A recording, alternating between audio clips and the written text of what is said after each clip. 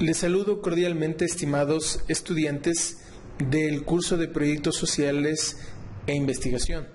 En esta ocasión vamos a hablar acerca de la gestión del ciclo de proyecto, donde nosotros integraremos todos los componentes para el diseño y estructuración de la matriz de marco lógico para nuestros proyectos. Vamos a hablar entonces un poco de la introducción hacia el ciclo de proyecto. Por su definición en inglés, Project Cycle Management significa manejo de ciclo de proyecto. Esto indica todos los pormenores, todos los componentes para el desarrollo de un proyecto. Básicamente esta es una metodología para poder planificar y para poder gestionar dentro de la matriz del proyecto o dentro de la matriz de marco lógico nuestros los proyectos que queremos desarrollar desde la universidad o desde cualquier otro ámbito. Así, de esta manera, el PCM o Project Cycle Management es un conjunto de herramientas que han sido adecuadas a lo largo del tiempo, que han sido adecuadas a través de procesos desde la cooperación internacional, desde el desarrollo de los países, desde la planificación territorial, que nos ayudan para la ejecución y evaluación de proyectos. Quiero aquí que nosotros miremos un poquito acerca quizá de un desarrollo histórico. Cuando se hablaba de proyectos, quizá lo primero que se desarrolló es el método del árbol de problemas, donde a través de este método se fue desarrollando, se fue perfilando una mejor forma de definir y de identificar los problemas para poder convertirlos en objetivos. Después, a partir de los años 70, quizá un poquito antes, apareció el método de marco lógico. Después aparecieron otros métodos como el SOP. Después estamos hablando ya de la gestión ciclo proyecto, y hoy estamos hablando ya del Logical Framework, que básicamente han sido desarrollados por las agencias de cooperación de los países.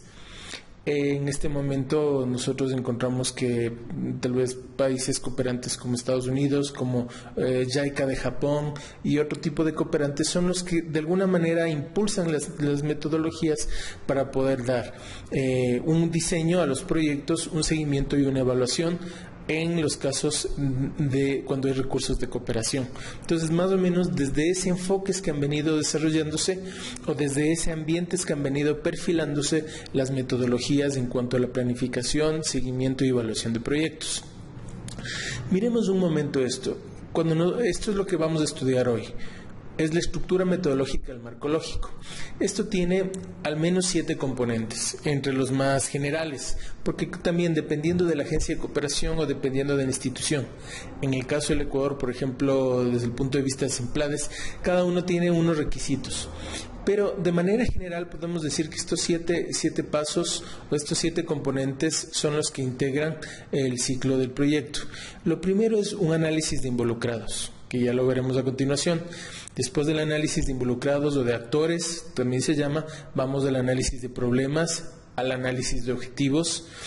Una vez que tenemos el análisis de objetivos, hacemos un análisis de alternativas y después hacemos una estructuración analítica del proyecto, que es muy sencilla, para a continuación diseñar la matriz de marco lógico y planificar también la evaluación.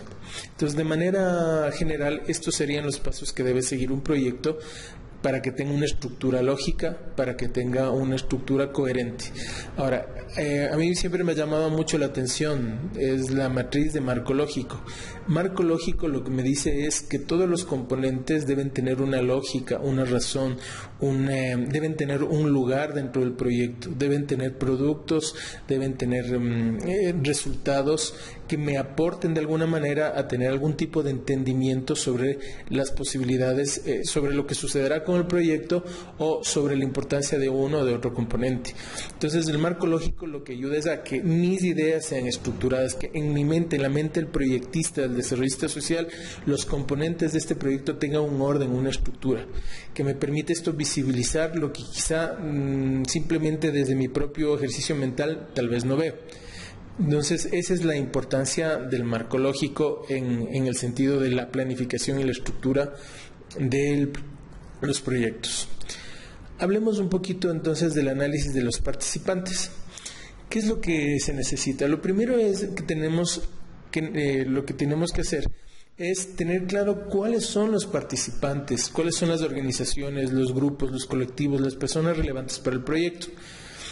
Como por ejemplo, si usted está en un cantón, en este cantón hay un grupo de mujeres, hay una asociación de productores, está posiblemente el curita de la parroquia, tal vez tiene un grupo evangélico, por ejemplo, tiene el teniente político, aunque ya no hay, quizá el presidente parroquial, un representante de otro grupo. Tal vez usted tiene ahí una escuela del milenio y tiene una escuela multidocente donde el maestro es la persona más importante o un líder de opinión en medio de la comunidad, etcétera. Nosotros tenemos que ir enumerando todos los grupos. No solamente es el asunto de conocer quién es el grupo objetivo. Digamos que usted va a trabajar con un grupo de jóvenes o que va a trabajar con el grupo de mujeres productoras de frijol de la zona o del grupo de mujeres comercializadoras de tomate, riñón de la zona. Tal vez no, o tal vez lo que usted va a hacer es un trabajo con niños especiales. Tal vez hay una incidencia de niños con capacidades especiales o con problemas de aprendizaje, posiblemente, y usted decide trabajar con ellos. Pero ellos no solamente son los grupos de interés, también hay otros grupos, las madres de familia, el papel el rol de los varones. Usted sabe que en muchas comunidades todavía en nuestro país existe o es todavía importante la voz del varón desde un punto de vista quizá machista, donde si las mujeres están produciendo y donde la asociación les paga dinero a ellas, muchos hombres todavía se resisten a que las mujeres reciban las ganancias de su trabajo, quieren recibirlo ellos. Entonces, si uno no toma atención a este tipo de dinámicas sociales, posiblemente nosotros miremos entorpecido algunas actividades o incluso al final podemos ver entorpecido nuestro proyecto. Entonces, desde el punto de vista de las características sociales, vamos a terminar realizando una matriz FODA, ¿cierto? Donde podamos mirar los puntos fuertes como sus fortalezas, miremos las oportunidades sociales, las amenazas y también las debilidades. Así también agrupamos en partes las categorías o agrupamos a estos colectivos o agrupamos a estos actores por categorías. Eso lo veremos a continuación. Y finalmente desglosamos en cada categoría, desglosamos la categoría de beneficiarios para aclarar cuál es el grupo meta y después comparar sus características. Miremos un momento. Aquí nosotros tenemos la matriz de análisis de involucrados, donde tenemos, aquí en el ejemplo tenemos 4 grupos. El primer grupo puede ser: yo estoy llegando a esta comunidad como proyectista juntamente con todo el contingente de la universidad, como grupos de apoyo, etcétera. Y aquí me encuentro que tengo el grupo de mujeres, aquí tengo el grupo de autoridades locales, que sé yo, el alcalde, el presidente de Asogopare, es decir, de la Asociación de los Gobiernos Parroquiales, tengo acá la Asociación de Productores, tengo acá los religiosos, puedo tener, y así un sinfín. Y yo debo preguntarme cuáles son los intereses de cada uno de estos grupos, o sea, qué buscan como organización, porque si están organizados, debo saber qué es lo que están buscando. Cuando yo estoy haciendo este análisis, debo entender, de acuerdo a cada grupo, cuáles son los problemas que ellos perciben. Si es que mi grupo objetivo es del grupo de mujeres productoras, posiblemente digo, ellas puedan percibir que su debilidad o su necesidad, su problemática más grande, los intermediarios. Por ejemplo, que los intermediarios pagan su producción a cualquier precio, juegan con el precio y simplemente les pagan algo que no justifica todo el esfuerzo de producir lo que ellas estén produciendo. Entonces, a lo mejor el problema percibido de ellas es la necesidad de asociarse de tal manera que puedan hacer una venta directa, por ejemplo, a los mercados locales o a los mercados de las ciudades grandes o inclusive a los mercados de exportación. Puede ser un problema percibido. ¿Qué pasa con el grupo de hombres? Digamos que aquí en el grupo 2 del grupo de hombres, ¿cuál puede ser un problema percibido de ellos? Tal vez el problema percibido de ellos es que ellas están mucho tiempo fuera de la casa, mucho tiempo fuera de otras obligaciones. No nos olvidemos sobre todo que en el campo las mujeres tienen ciertas obligaciones que son de alguna manera culturales. Por ejemplo, el hombre vende su fuerza de trabajo están ocupados de otro tipo de labores y ellas son las que se ocupan ya sea de la agricultura de subsistencia, sea de la agricultura de la agricultura, sí, de subsistencia de ellos, del cuidado de los animales y el cuidado también de la familia. Entonces, si es que ellas están dedicadas a otra actividad, aunque estén ganando dinero, generalmente en los varones hay un cierto malestar. Pensemos en el grupo de autoridades locales. ¿Ellos qué quieren? ¿Qué quiere una autoridad local? Una autoridad local quiere ser parte de los proyectos exitosos que suceden en su territorio. Una autoridad local quiere ser parte de la publicidad de las cosas buenas que pasan y no quiere estar cerca de las cosas malas, más allá de resolver los problemas. En el caso de los religiosos, ¿qué es lo que quieren? Los religiosos quieren de alguna manera ofrecer algún espacio de integración social o agremiar o agrupar o simplemente que las personas que viven en sus zonas los prefieran sus grupos antes que a otros, o también tienen intereses, por supuesto, sociales, ¿no? Y así, el tema es que en esta columna nosotros debemos tener claro cómo percibe cada grupo los problemas. A continuación me habla de esta columna que son recursos y mandatos. En general, en recursos y mandatos lo que nosotros colocamos es, en primer lugar, en mandatos es qué tipo de organización tienen, qué tipo de jerarquía tienen. Por ejemplo, si es que en el grupo de esta asociación de mujeres hay una directiva, si esa directiva tiene una normativa interna, si esa normativa interna está reconocida por la ley. Es decir, si es que han vivido un proceso de estructuración legal o de agremiación, desde el punto de vista de tener una fundación o desde el punto de vista de tener una normativa, una directiva, y asimismo cada uno de ellos. ¿Y con qué recursos cuentan? Tal vez en algunos casos estas asociaciones tienen ayuda del gobierno local o del gobierno nacional, tal vez están amparados bajo una organización de mayor jerarquía.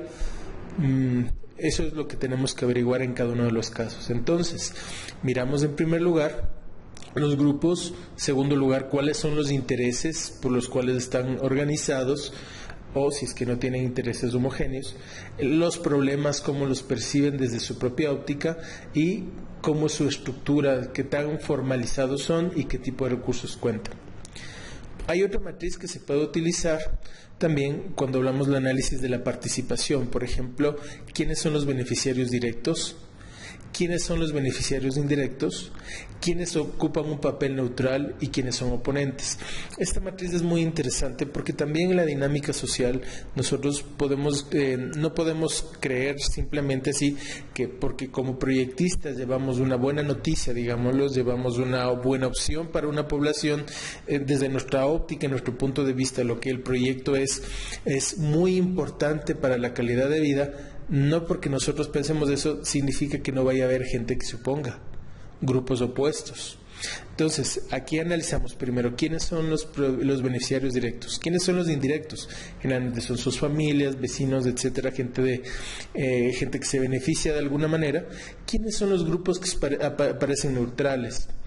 ¿Qué pasa si un grupo neutral es la autoridad política? Significa que usted tiene dos opciones: usted o los gana a ellos a través de una articulación con ellos, a través de un diálogo abierto con la autoridad, los gana para el proyecto, o simplemente los deja ahí como están, pero ya no cuenta con la autoridad política. ¿Qué pasa si los oponentes es una asociación del cantón que está contiguo, en el que usted está trabajando, y que oferta lo mismo? También es un grupo de productores del mismo producto y se están peleando por el mismo comprador, por el mismo mercado. Entonces usted puede tener oponentes, o usted tiene que mirar cómo se puede trabajar. Entonces todas estas ópticas nos permiten que nosotros como proyectistas o desarrollistas sociales podamos buscar estrategias sociales, estrategias políticas, estrategias técnicas para que podamos resolver cualquier tipo de contingencia. Aquí quizá quiero hacerle una pregunta. Ahí donde usted está, quiero hacerle una reflexión. Y generalmente cuando un proyecto de cualquier envergadura empieza en un territorio, algo que se recomienda es, por supuesto, involucrar al gobierno local. Y si yo no hago este tipo de análisis, ¿qué pasa en aquellos lugares donde, por ejemplo, al gobierno local hay serios indicios de corrupción y hay un proceso de revocatoria del mandato? Y resulta que yo estoy afincando mi proyecto con la contingencia del gobierno local y yo nunca hice el análisis, y cuando ya empieza el proyecto me doy cuenta de que ese gobierno local no es popular, no tiene la aprobación de los actores sociales y está en un proceso de revocatoria del mandato. Entonces yo puedo tener serios problemas con mi proyecto. Entonces, por eso es importante que haga estos análisis de los grupos, análisis de los problemas que perciben, así como de ciertas características. Muy bien, entonces, ¿qué pasa después? Después del análisis, yo puedo definir, entonces puedo realizar un FODA. Generalmente, por supuesto, cuando estamos haciendo este análisis de actores, una parte yo puedo hacerla como proyectista con un grupo pequeño, pero otra yo tengo que hacer con los grupos ahí donde están. Yo puedo hacer una socialización, puedo hacer, un diagnóstico participativo donde yo entable conversaciones con estos grupos y yo pueda entender a través de una entrevista con líderes de opinión, con voceros que sean reconocidos por ellos.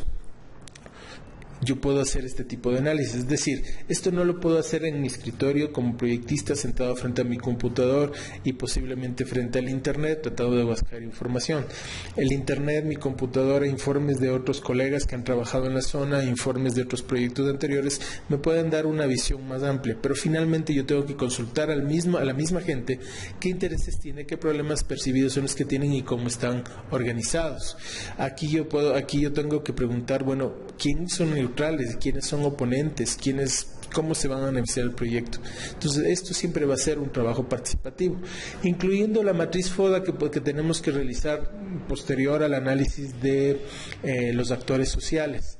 Aquí yo puedo entender algunas fortalezas de la gente, yo puedo mirar fortalezas en esa población en la que yo voy a trabajar, pero también necesitamos entender qué reconocen ellos como fortalezas propias. ¿Qué entienden ellos por sus propias fortalezas? Yo puedo creer desde mi propia óptica, desde mi experiencia profesional y mi experiencia de vida, que ciertas cosas que están sucediendo son oportunidades frente al futuro. Pero también yo necesito escuchar de parte de ellos qué es lo que la gente, la población objetivo o la población en general de una zona de trabajo, qué es lo que ellos entienden como oportunidades. Asimismo, hay cosas que yo puedo mirar que son amenazas, o hay cosas que yo puedo decir claramente que esa es una debilidad en medio de un colectivo social, pero que yo lo diga no necesariamente significa que ellos tengan la misma opinión.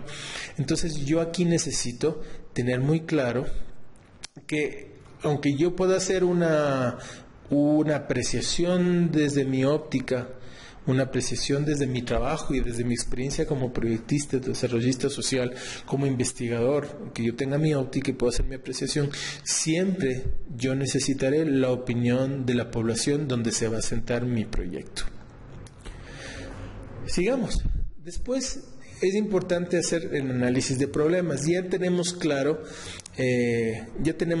entonces a partir de esta matriz ¿cuáles son los problemas percibidos por la gente? Aquí yo tengo una primera idea.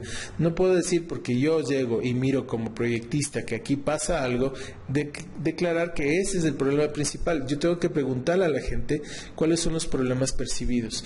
Ahora, si es que yo como proyectista, obviamente, tengo una óptica y es mi función organizar un proyecto, lo que yo debo hacer es facilitar la organización del análisis de estos problemas para que resolvamos los problemas que realmente son la causa de otros problemas. Y aquí quiero referirme a lo siguiente. ¿Cómo se analiza el problema? En primer lugar, esta es una técnica participativa que ayuda a identificar cuál es el problema real, ¿no? ¿Cuál es el problema principal? ¿Cuál es el problema que genera otros problemas? No nos olvidemos, quiero ponerle un ejemplo. Si una persona está enferma y tiene fiebre, nosotros no podemos pensar que el problema es la fiebre, porque usted y yo conocemos que la fiebre alta es una respuesta del organismo frente a una infección. Entonces yo puedo atender la fiebre, Yo puedo poner pañitos húmedos o puedo darle a la persona un medicamento para bajar la fiebre, pero usted y yo sabemos que el problema no es la fiebre.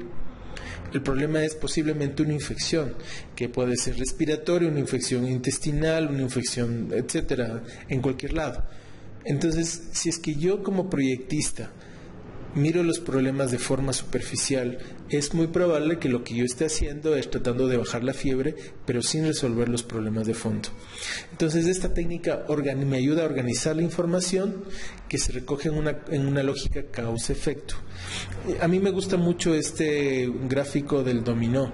¿Por qué? Porque me muestra claramente la lógica causa-efecto.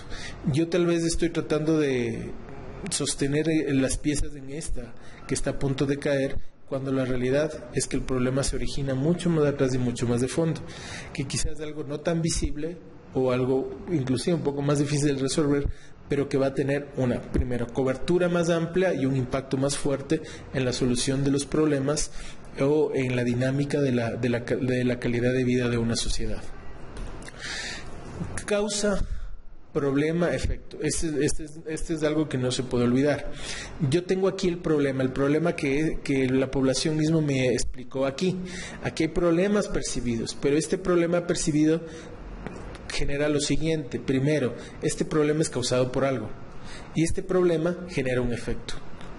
Entonces yo tengo que ver a quién atiendo. Si atiendo el problema en sí, atiendo sus efectos, prevengo sus efectos o genera un cambio en la causa. Entonces, generalmente es muy eficiente trabajar con la teoría de grafos, que es un método que representa tanto la causa como el efecto, como lo que conocemos como el árbol de problemas, en donde nosotros encontramos los problemas centrales, los identificamos, enlazamos entre causas y efectos hasta que generamos el árbol de problemas. Tal vez esta parte es mucho más sencillo de explicarlo con el gráfico. Aquí vamos a ver, nosotros encontramos después de un árbol de problemas, después de una lluvia de ideas de problemas, encontramos que todos estos son los problemas que ha dicho la gente. Y tenemos que empezar a organizarlos. Hemos hecho una lluvia de ideas y resulta que cada una de estas fue una idea que puso la gente con respecto de los problemas del transporte. La función del investigador, del desarrollista social, es facilitar, organizar estos problemas de manera que podamos encontrar el problema central, sus causas y sus efectos. Aquí en el ejemplo, nosotros tenemos que después de esta organización se ha mirado que el problema central es la frecuente accidentes de ómnibuses. Pero por favor, estudiemos en este momento o miremos detenidamente en este momento la relación causa-efecto.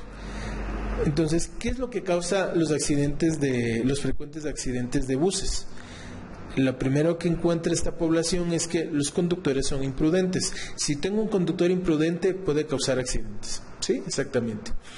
Otra causa es los vehículos en malas condiciones. Entonces me dice que, bueno, como los vehículos están en malas condiciones, es decir, problemas de llantas, problemas de frenos, problemas de carrocería, incomodidades internas, falta de mantenimiento externo, ¿puede causar accidentes? Digo, claro, esa es una causa y este es el efecto. Hay una tercera causa que también genera, de acuerdo al punto de vista de esta población, que me dice que las calles, los caminos están en mal estado. Abundantes huecos, de mal estado, lastrado, todas esas dificultades pueden generar accidentes de buses. Sí, exactamente. Pero ¿por qué se dan estos problemas? Y aquí me dan dos ideas más. Primero, que los vehículos son obsoletos y por eso están en malas condiciones y deficiente estado de mantenimiento. Y como hay deficiente estado de mantenimiento, los vehículos están en malas condiciones. Pero, ¿qué es lo que qué efecto genera los frecuentes accidentes de ómnibuses? Tiene varios efectos. La primera, por supuesto, los accidentes traen pérdidas humanas y también heridos. Y por otro lado, al no poder mantener un tiempo estándar de viaje, pues los pasajeros llegan tarde y por supuesto esto genera al final una pérdida social, una pérdida de la confianza de parte de la sociedad hacia el sistema de transporte. Entonces, claro, empiezan a aparecer epítetos, ¿no? Como las carreteras de la muerte, o a las personas que conducen los autobuses o el transporte público ya se los tacha de asesinos en ruedas, etcétera. Empiezan a aparecer epítetos que representan esa desconfianza de la sociedad frente al transporte. Pero aquí, como si nosotros miramos la lógica de este ejemplo, nos vamos a dar cuenta que sí hay imprudencia, hay malas condiciones, hay calles en mal estado, pero también hay otras causas anteriores a esas que son las que debemos prevenir. Miremos, vamos a devolvernos aquí un momento. Hemos hecho el análisis de involucrados, hemos hecho el análisis de problemas, aquí hemos determinado un problema. Ahora estos problemas los vamos a convertir en objetivos. Aquí nosotros ya podemos ubicar que hay ciertas cosas que podemos hacer, ciertos proyectos ya más definidos que podemos realizar. Entonces vamos a convertir estos problemas en objetivos.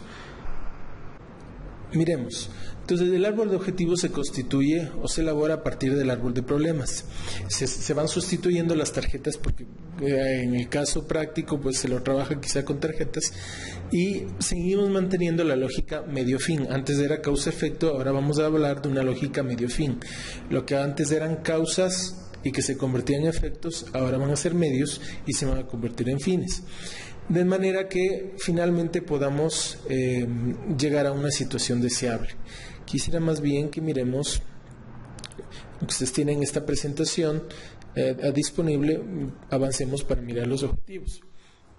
Y aquí nosotros tenemos el mismo ejercicio desde una visión medios y fines. ¿Qué es lo que hacemos? Transformamos el árbol de problemas en objetivos. Las mismas frases que estaban dispuestas como problemas, ahora las disponemos como objetivos. Entonces me dice donde se encontraba el problema central, el problema principal, que es frecuente, los accidentes de ómnibuses. Ahora me dice que se redujo la frecuencia de accidentes de ómnibuses. ¿Pero cómo? A través de los siguientes medios. Primero, los choferes conducen con prudencia. Segundo, hay vehículos mantenidos en buen estado. Y tercero, las calles en mejores condiciones.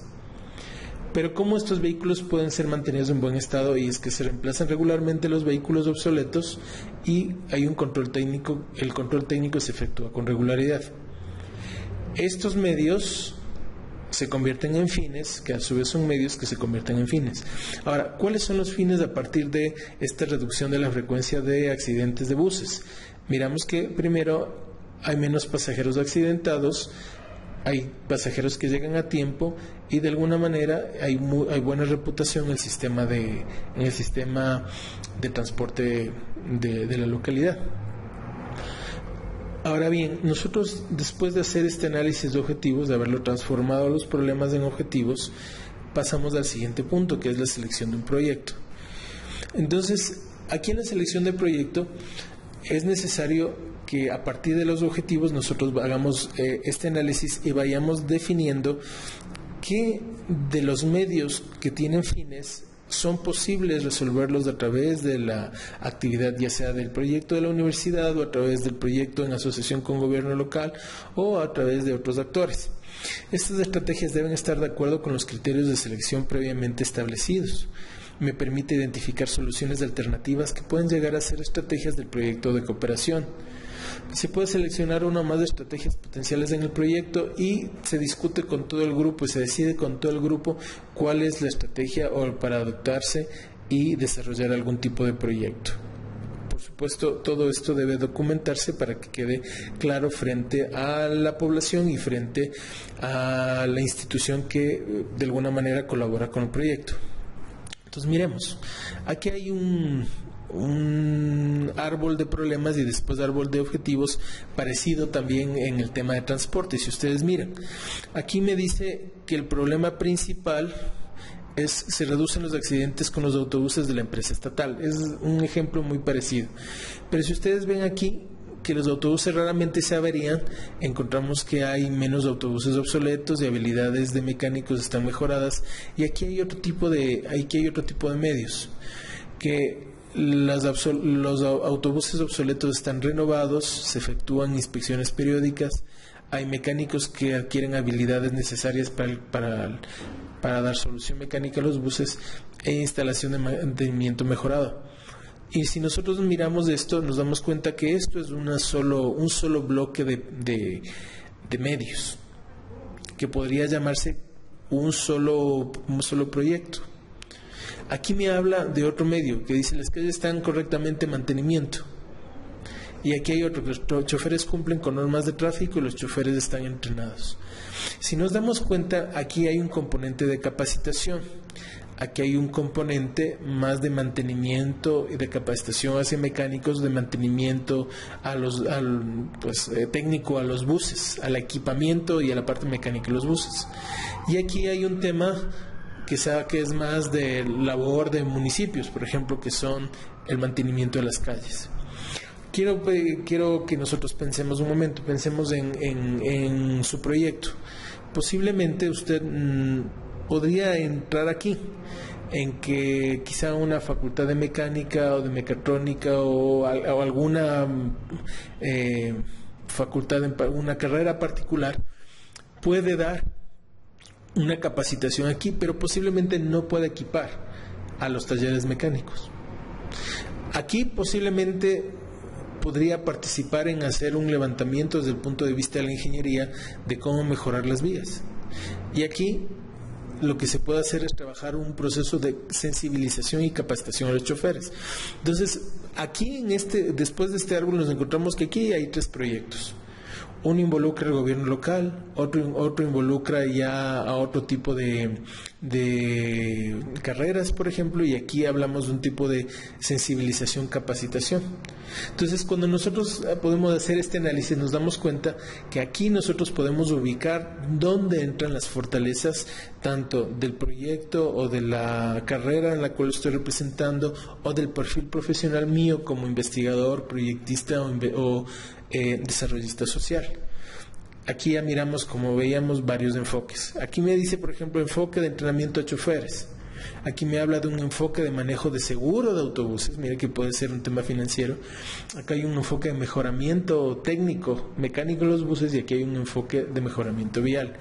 Y aquí, como usted mira, aquí ya podemos distinguir los proyectos.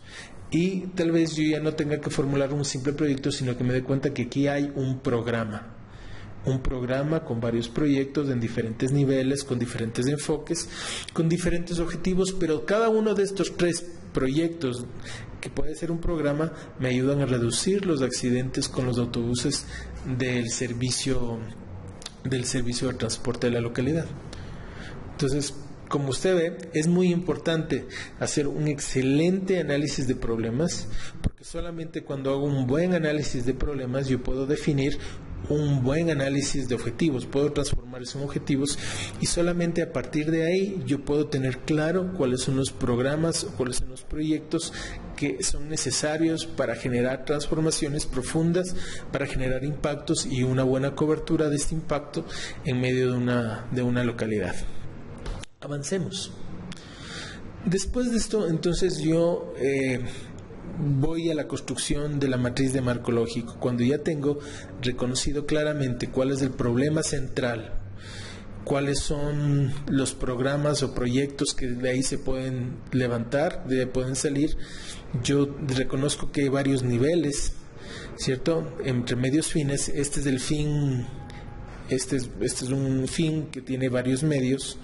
Entonces yo puedo ya empezar a organizar las ideas, a organizar las actividades, a organizar los objetivos secundarios en la matriz de marco lógico.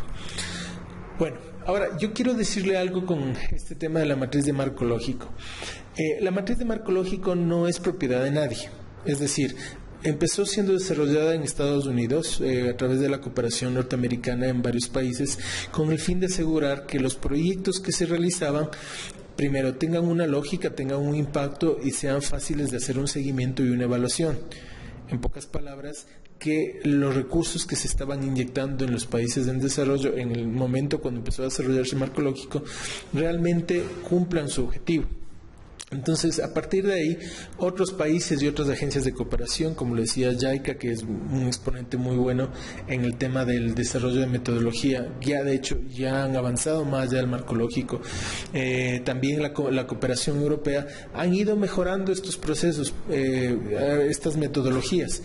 Por lo tanto, posiblemente hay cosas que usted aprendió en algún momento y que ahora va a mirar que quizá eran un poquito diferentes o tengan unos ciertos cambios, pero no significa que esté mal. Significa que simplemente las agencias de cooperación, los proyectistas o los investigadores, manteniendo un cierto formalismo, manteniendo ciertos esquemas básicos, han ido mejorando. Y esa es la idea del investigador. O sea, el investigador no puede ser una persona que simplemente tome, escoja, asuma una metodología y piense que él no puede aportar o no puede cambiar, o que cambiar algo está mal. Entonces quizá hay algunos temas, algunos términos o algunas consideraciones que no son quizá como en algún momento usted lo aprendió. Pero lo importante es que yo absorba todo lo básico, que sí hay cosas que son importantes por la lógica que me lleva a estructurar mi pensamiento como proyectista y la información que tengo para poder trabajar. Entonces, mencionado esto, ¿qué es lo que nosotros vamos a trabajar en este momento sobre la matriz de marco lógico?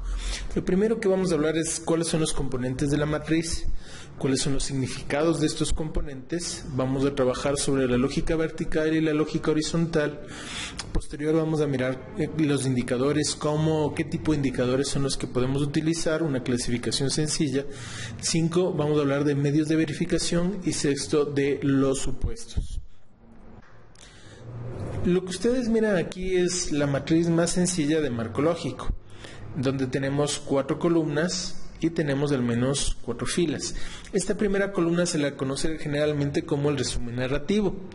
Aquí es donde se escriben los fines u objetivo superior, el propósito o objetivos de proyecto. Acá abajo se escriben los componentes, también se conocen como resultados y actividades. En los significados vamos a hablar de cada uno de estos títulos. La siguiente columna son los indicadores, la tercera los medios de verificación y la cuarta los supuestos. Aquí en actividades también se suele poner el presupuesto o los costos. Generalmente yo lo que hago es utilizar una matriz aparte para que no se me confunda actividades y presupuesto. Pero vamos a ver. Hablemos en primer lugar entonces del significado. ¿Qué son los fines? Acá, recordemos, fin, propósito, componente, actividades. O fin, objetivos generales, componentes o resultados y actividades, como veíamos aquí. Vamos a hablar de esta columna. ¿Qué es el fin? Son los impactos del proyecto en el sector, en el entorno, en un sistema superior al del mismo proyecto. Generalmente aquí en el Ecuador, los fines los solemos colocar a los objetivos del Plan Nacional del Buen Vivir. Yo quiero sugerirle que, si bien este es nuestro fin superior, nosotros muchas veces como proyectistas, o aquí desde la centralidad, desde posiblemente o cercano a gobierno central o cercano a la capital, no logramos percibir que hay otros instrumentos de planificación a los cuales podemos afincar nuestro proyecto y que pueden ser muy útiles para poder visibilizar realmente los impactos. Uno de ellos es, por ejemplo, si estamos hablando de la universidad, y están los objetivos del Sistema Nacional de Educación Superior o los objetivos que nos plantea la LOES. También hay otro tipo de objetivos que son importantes tenerlos en cuenta, que pueden convertirse en los fines de nuestro proyecto, como es los PDOTs, los planes de ordenamiento y desarrollo local o territorial, plan de desarrollo y ordenamiento territorial, que es la planificación de los gobiernos locales, que sin ser tan alto como el Plan Nacional del Buen Vivir, sí puede ser el fin de nuestro proyecto, porque va más allá de nuestro proyecto, está por encima de nuestro proyecto, pero es medible. Generalmente, si usted afinca su proyecto en un cantón, por ejemplo, un cantón Mocha, el cantón Mocha tiene su plan de desarrollo y ordenamiento territorial, y se puede convertir en mi fin porque seguramente tiene indicadores o representa representa o es el resultado de una necesidad sentida por parte de la población. Entonces, eso es algo que es mucho más cercano a mi proyecto y que se puede convertir en un fin que yo pueda demostrar claramente a cuál está aportando mi programa, mi proyecto o mi programa. El segundo es el propósito. El propósito es el efecto directo o objetivo central del proyecto. Este propósito generalmente está relacionado con el problema central, que después se convierte en el objetivo central, en el árbol de problemas primero y después en el árbol de objetivo segundo. Entonces, el propósito generalmente está afincado al problema central. Posteriormente a esto vienen los componentes o resultados, que son, digamos, los objetivos de menor nivel con los cuales cuando los ejecuto, voy a resolver el problema. Y finalmente están las actividades. Las actividades, pues, sí, implica cómo voy a lograr alcanzar estos componentes. Cómo se producirán los componentes del conjunto. Son el conjunto de tareas o acciones que deben realizar la gerencia del proyecto para poder alcanzar cada componente. Avancemos. Muy bien, aquí nosotros podemos mirar de una forma más clara lo que les he dicho. Aquí nosotros tenemos el fin. El fin es, aunque a veces lo ponemos mejorar la calidad de vida sí, pero es un fin muy alto. Desde mi perspectiva, por supuesto, usted como investigador tiene que ver, como proyectista social puede ver, pero este fin puede ser alcanzar el objetivo total del plan de desarrollo y ordenamiento territorial de esta población que manifiesta que pueda estar relacionado a su problema principal. El problema principal, baja tasa de enfermedad, por ejemplo, en este caso, en este ejercicio, después de este árbol de problemas y después construido el árbol de objetivos, este problema principal viene a ser el propósito, el centro de mi trabajo. Y este centro de mi trabajo viene a constituirse, viene a realizarse a través de los componentes. Como usted ve en el árbol de problemas, los componentes se hallan en un nivel inferior al problema principal o al propósito y generalmente están en esta línea, son los componentes. Pero si usted recuerda que aquí hay una lógica medio fin. Estos componentes, la sumatoria de estos componentes van a darme un fin. El fin sería, bueno, no estoy hablando de este fin, sino de lógica medio fin. Estos componentes tendrían como resultado ayudarme a cumplir mi propósito, pero a su vez estos componentes necesitan de actividades y estas actividades son las que van por debajo. En esta lógica medio fin, estas actividades son las que me llevan a alcanzar este componente o este resultado. Entonces, como nosotros miramos aquí, nos encontramos que hay actividades que se encuentran en la parte inferior del árbol de objetivos, los componentes que se encuentran por debajo del objetivo principal, el propósito que es el objetivo principal y la sumatoria o digamos así, el cumplimiento de cada una de estas va a permitirme alcanzar. Las actividades me permiten alcanzar los componentes del propósito colabora a la consecución de un fin. Hablemos entonces de la lógica vertical y horizontal. Aunque ya la acabo de mencionar, la lógica vertical, la lógica horizontal significa lo siguiente. El fin solo es posible si, por supuesto, se alcanza el propósito. El propósito solo es posible si se logran los componentes y los componentes solo son posibles si se cumplen las actividades. Entonces, cuando yo cumplo las actividades, yo voy a alcanzar los componentes. Si alcanzo los componentes, voy a lograr el propósito. Si yo logro el propósito, colaboro para la consecución de un fin. Entonces, la lógica vertical. Y la lógica horizontal implica lo siguiente. Bueno, aquí tengo que hablar un poco acerca de los supuestos. Permíteme hablar acerca de los supuestos para que podamos entender esto.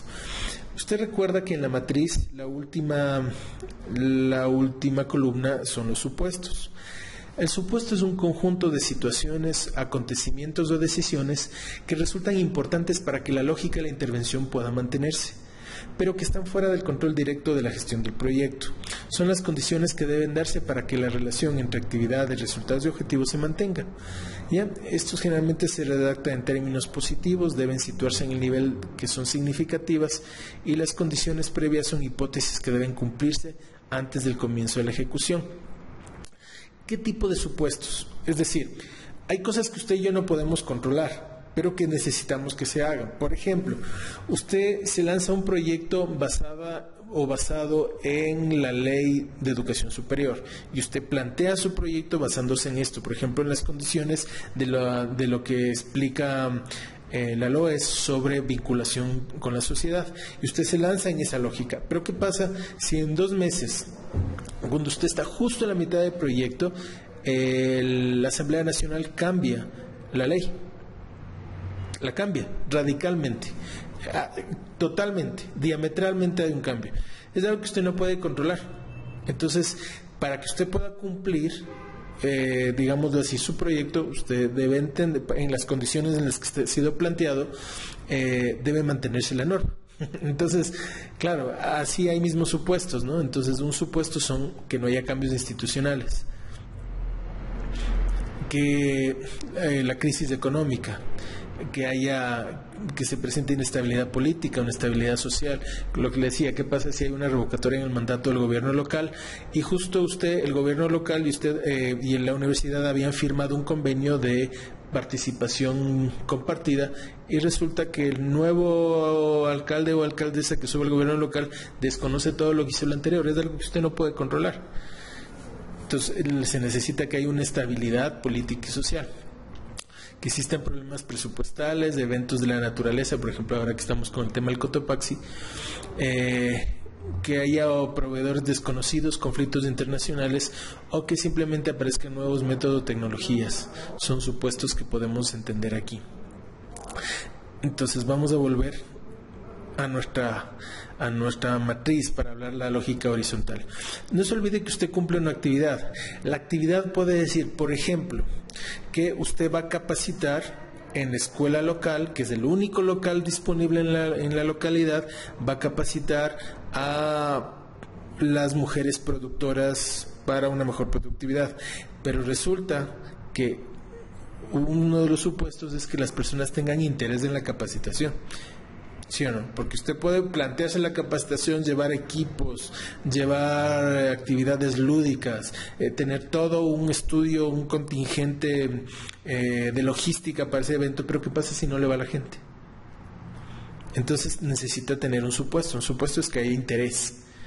Entonces así, desde ese punto de vista, si usted cumple la actividad y se da el supuesto que la gente tiene interés en capacitarse, si usted capacita y la gente tiene interés en capacitarse, usted cumple el componente. Si este componente, que puede ser fortalecimiento de capacidades, y un supuesto es las habilidades técnicas son suficientes, no sé, si usted cumple el componente y también cumple el supuesto, usted va a llevar al propósito.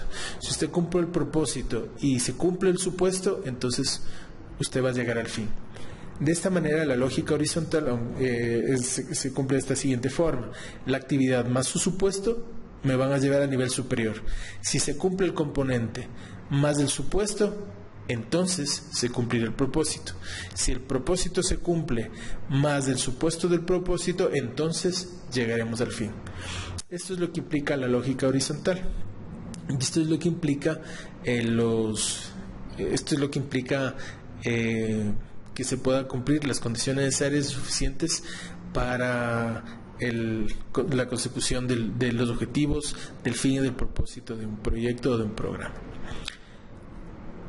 Muy bien.